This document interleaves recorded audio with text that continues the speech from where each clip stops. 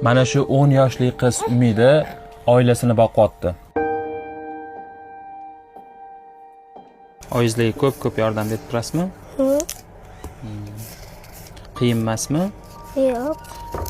Darslarni qachon qilib olasiz darslaringizni? Kechqurun. Uyingizda o'zi qanaqa bo'lishini xohlaysiz? Ichida nimalar bo'lishini orzu qilasiz?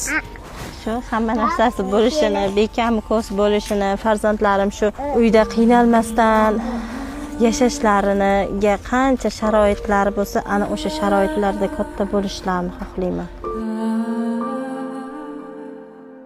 Biroq chiroyli uylarda ko'raylik shu bolajonlarni. Sizga ishonamiz. Rahmat kattakon, Xudo xolisa chiroyli qilib masjidga uy qurib beramiz. 5 ta farzand katta qilayotgan yolg'iz ayolga oson emas. Inshaalloh bu ayolga jannatga olib kiruvchi farzandlar ulg'aysin.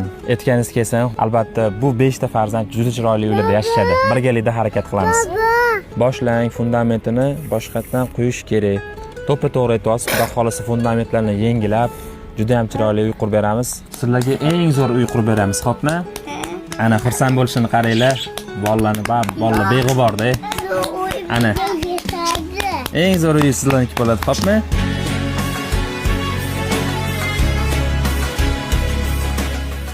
O'rtoqlar, biz shu kungacha 30 dan ortiq oilalarni uyli qilganmiz. Hozirgi kunda baxtli yashashyapti. Agar